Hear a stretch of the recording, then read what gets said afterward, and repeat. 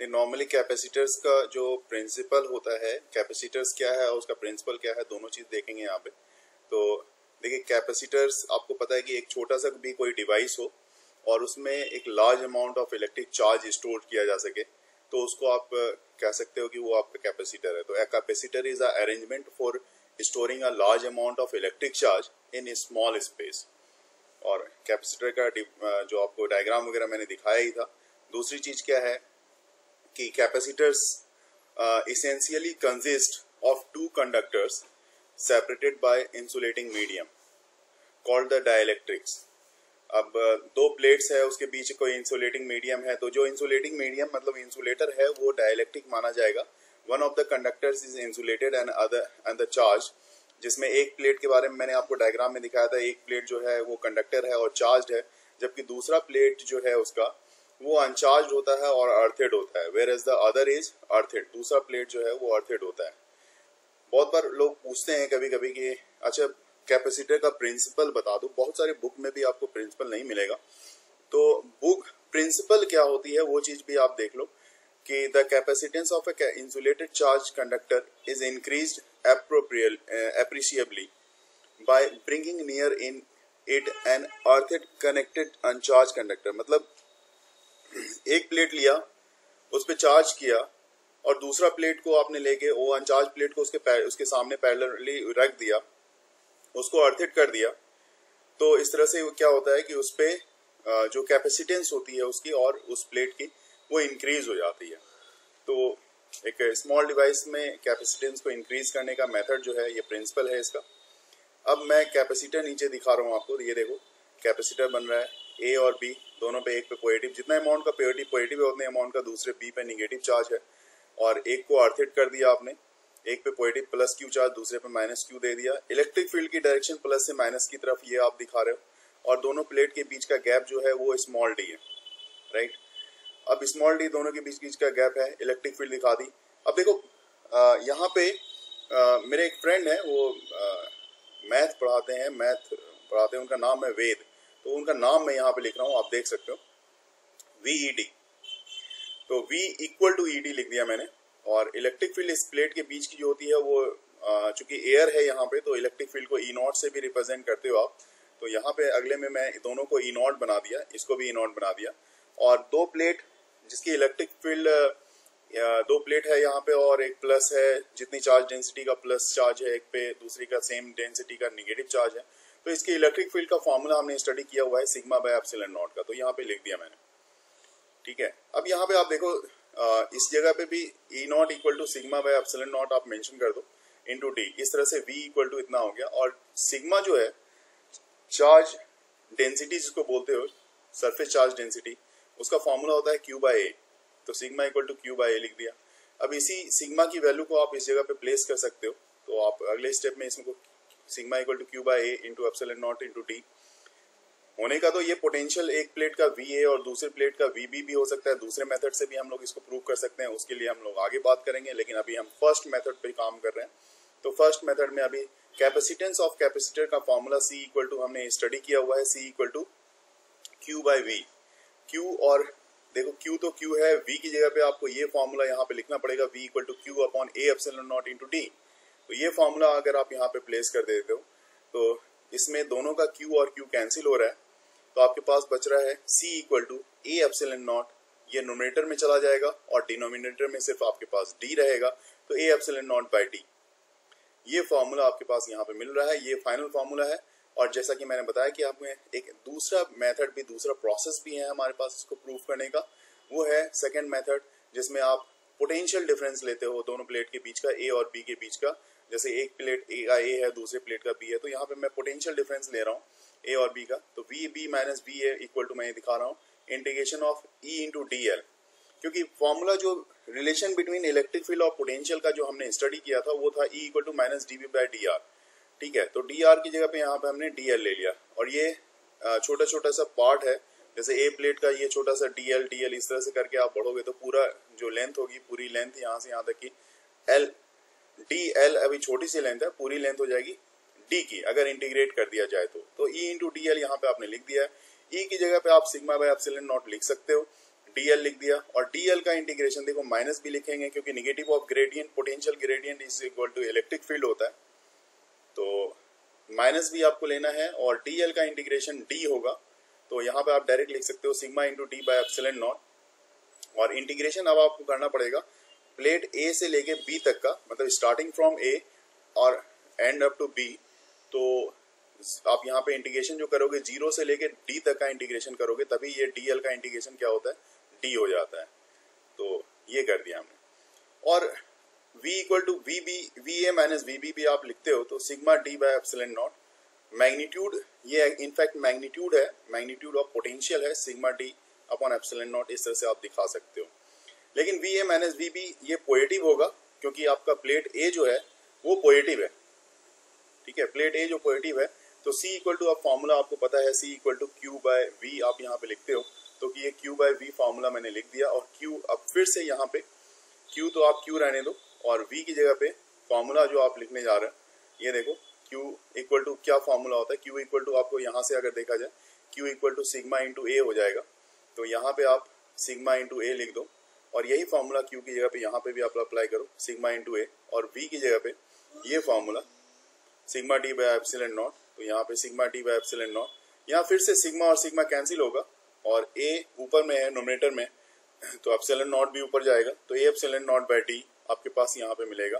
तो c equal to आपके पास मिलेगा a epsilon not by d। इसको भी बॉक्स में डाल दिया। दोनों फॉर्मूले को आप देखो, अब दोनों सेम मेथड, सेम फॉर्मूला आ रहा है, मेथड डिफरेंट है क्योंकि पहले इसको एक अलग मेथड से और इसको अलग अलग मेथड से आपने प्रूफ किया है, और ये प्रूफ दोनों का आपका किसके लिए है, तो कैपेसिटेंस ऑफ कैपेसिटर। यहाँ पे आप देख सकते हो ये दोनों प्लेट एयर में है, तो एयर के लिए ये दोनों फॉर्मूला है, दोनों सेम फॉर्मूला है capacitance of A parallel plate capacitor के लिए।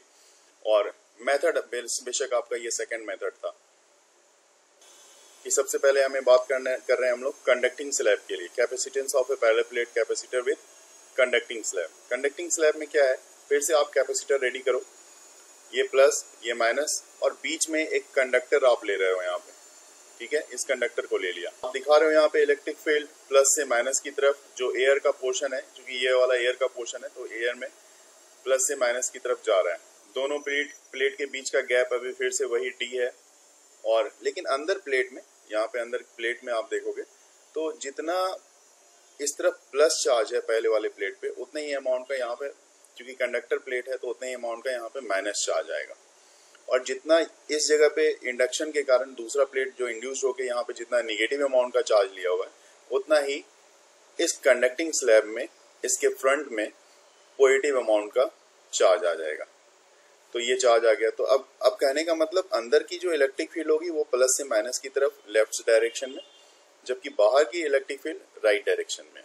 तो यहाँ पे ये चीज हमें सोचना पड़ेगा कि आपको एक तो पहली बात कि इलेक्ट्रिक फील्ड किसी भी कंडक्टर के अंदर 0 होती है, तो यहाँ पे हमने 0 लिख दिया। ऐसे भी देखा जाए तो अगर इक्वल अमाउंट का अगर निगेटिव और पॉजिटिव, मतलब एक लेफ्ट साइड के डायरेक्शन में राइट और एक राइट साइड के डायरेक्शन में इलेक्ट्रिक फील्ड, दोनों अगर सेम अमाउंट का है, ये एक दूसरे को कैंसिल करेगा, तो नेट इलेक्ट्रिक फील्ड ऐसे भी 0 होगी।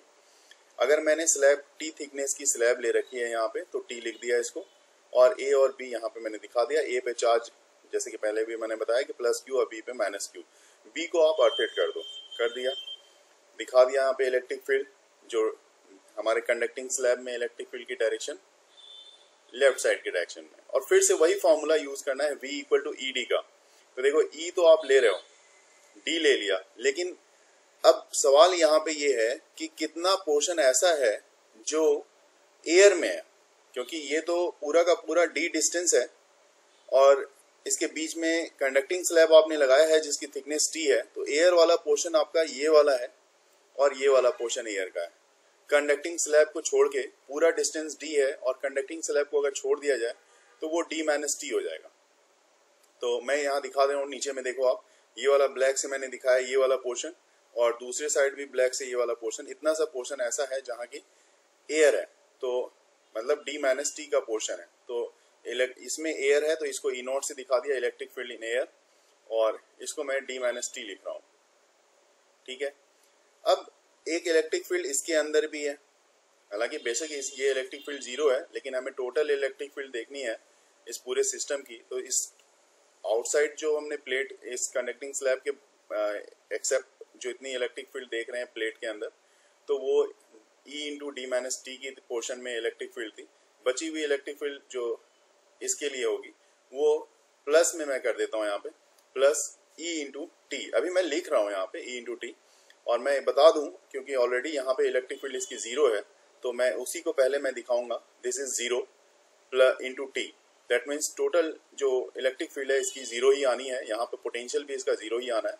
तो हमारे पास सिर्फ ये बच रहा है डी माइनस टी का, E naught into D minus T का पोर्शन बच रहा है। तो ई नॉट की जगह पे sigma by epsilon not D minus T, ठीक है। फिर आप यहाँ पे देख सकते हो, यही चीज मैं एक बार फिर से आपको ये रिपीट करके दिखाऊं। पीछे वाले पे मैं जाता हूँ, यहाँ पे जो मैंने प्रूफ किया था। फर्क दोनों में इतना ही है कि यहाँ पे सिर्फ डी ले रहे हैं, इससे पहले वाले में जो हमने capacitance of parallel plate capacitor की बात की थी, तो यहाँ पे सिर्फ आप डी ले रहे हो, और इसके बाद वाले में जहां आपने कंडक्टिंग स्लैब डाला है वहां पे डी माइनस टी डाल रहे हो। इतना सा ही फर्क है दोनों में, और दोनों में कोई फर्क नहीं है।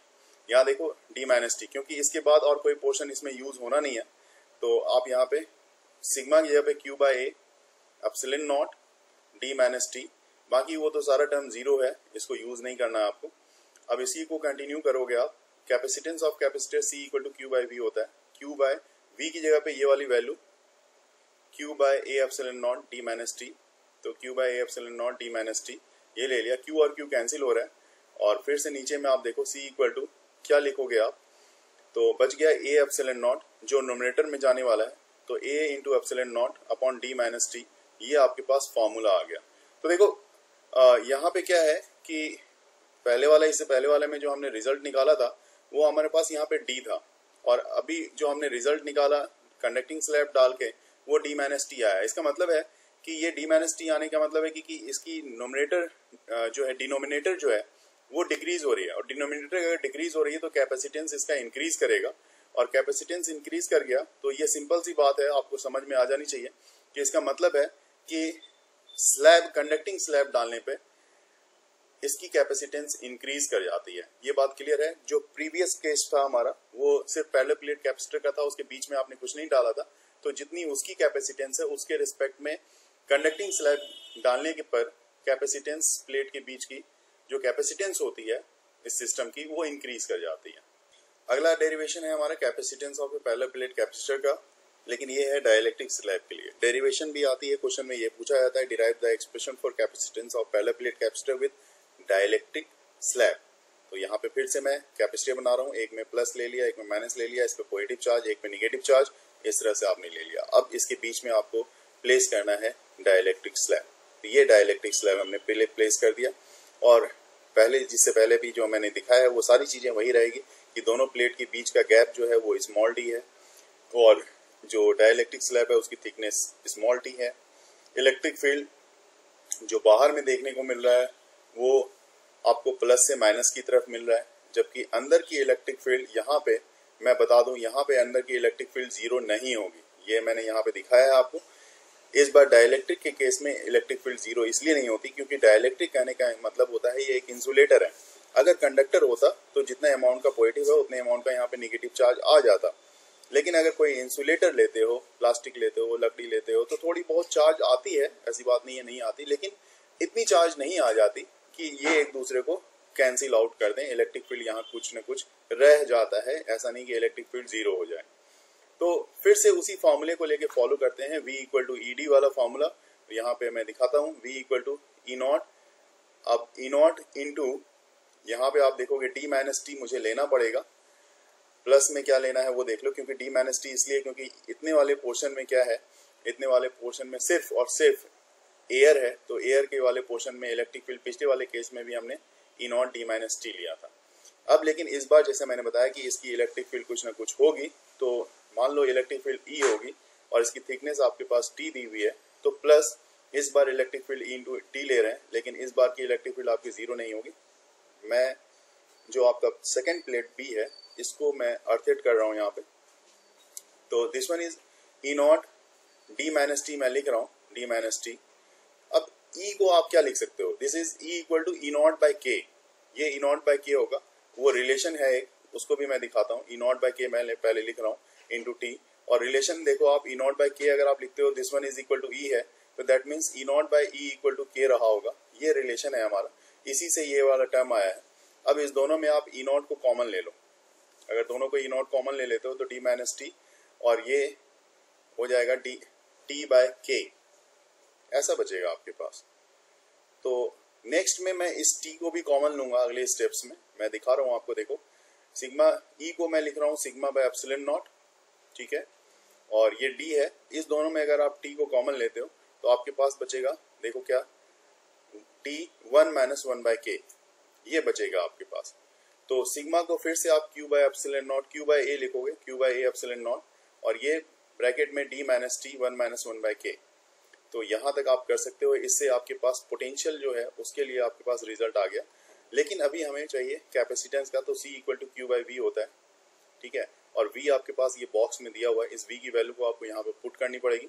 तो मैं कैलकुलेशन ही करना है, तो V की वैल्यू आप यहाँ पे पुट कर दो, Q by A epsilon not D minus T 1 minus 1 by के। क्यू और क्यू कैंसिल हो रहा है आपका। ए एप्सिलॉन नॉट जो है ये नोमिनेटर में जाना है, बाकी डिनोमिनेटर में रह जाएगा। तो ए एप्सिलॉन नॉट ऊपर कर दो और बाकी को आप नीचे कर दो, तो नीचे आपके पास आ जाता है D minus T 1 minus 1 by के।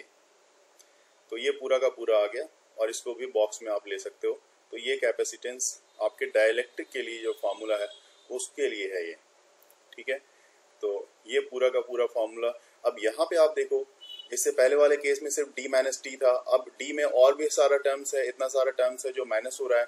इसका मतलब इसकी कैपेसिटेंस अपने प्रीवियस वाले जो कंडक्टिंग स्लैब प्लेस करने वाला जो था उससे भी ज्यादा होगी। तो सबसे ज्यादा डाइलेक्ट्रिक के केस में कैपेसिटेंस की वैल्यू इंक्रीज होती है, उसके बाद कंडक्टिंग में, और सबसे कम जो है वो आपका पैरेलल प्लेट कैपेसिटर, जब उस दोनों प्लेट के बीच में सिर्फ एयर होता है तब के लिए होती है। तो जो निकालना है यहाँ पे डिराइव करने के लिए आता है capacitance of an isolated spherical conductor के लिए हमें यहाँ पे कैपेसिटेंस निकालना है। और जो ये कैपेसिटर है इसमें क्या है, आइसोलेटेड स्फेरिकल कंडक्टर आप कह सकते हो। इसमें एयर ही है अंदर और कुछ नहीं है, और या आप ज़्यादा से ज़्यादा वैक्यूम आप कर दो तो वो भी कोई दिक्कत नहीं है। क्यू चार्ज इस पे यूनिफॉर्मली डिस्ट्रीब्यूटेड है, और इसकी जो पोटेंशियल है, जहाँ तक पोटेंशियल की बात करें तो इस पे पोटेंशियल V पोटेंशियल मान लो कि इस पे पोटेंशियल V है, ठीक है। तो रेडियस R है, और मान लिया कि C जो है इसकी कैपेसिटेंस है, स्फेरिकल कंडक्टर की कैपेसिटेंस C है। तो ऐसे तो फॉर्मूला हमें पता है, क्योंकि C इक्वल टू जो फॉर्मूला होता है C equal to Q by V हमने यूज किया हुआ है। तो यहाँ पे C इक्वल टू आप क्यू बाई वी लिख सकते हो, ठीक है। तो इससे क्या होगा, आपको देखना पड़ेगा। जैसे आप यहाँ पे कह सकते हो कि CGS सिस्टम में V इक्वल टू, अब यहाँ पे कहने वाली बात है, जैसे मान लो जो डेरिवेशन है वो डेरिवेशन किस वे में किया जाए, ये सबसे पहले हमारे लिए जरूरी हो जाता है। 2-3 मेथड है, लेकिन इसको मैं सिंपल वे में अगर मैं बताऊं तो पोटेंशियल के लिए जो फॉर्मूला आपने स्टडी किया होगा, याद होगा, तो V इक्वल टू पोटेंशियल के फॉर्मूला होता था 1/4 pi epsilon not, yes sir, है ना, Q बाय R, यस, ये पोटेंशियल के लिए फॉर्मूला होता था। और C equal to Q by V यहाँ पे मैंने लिखा है, तो आप देख सकते हो Q के लिए Q रहने दो, और R की जगह पे आप यहाँ पे यूज कर सकते हो, this one is 1/4 pi epsilon naught, और this one is Q by R। तो इससे Q और Q तो कैंसिल हो जाना है, तो आप C इक्वल टू आप क्या बोलोगे, तो यहाँ पे आप डायरेक्टली अगर आप बोलोगे यहाँ से, तो स्टेप्स मैं नीचे यहाँ पे लेता हूँ। देखो C इक्वल टू आप कह सकते हो 4 पाई एप्सिलॉन नॉट R। इससे एक चीज इसको मैं बॉक्स में डाल देता हूँ, एक चीज तो यहाँ पे क्लियर हो जाती है कि भाई C जो आप ले रहे हो, C is directly proportional to the radius of the spherical conductor, है ना, ये स्फेरिकल कंडक्टर के डायरेक्टली प्रोपोर्शनल आता है। तो ये वाली वैल्यू आ जाएगी आपकी। अब बहुत ही आसान सा ये डेरिवेशन था, 3 स्टेप्स में आप देख रहे हो कंप्लीट हो रहा है।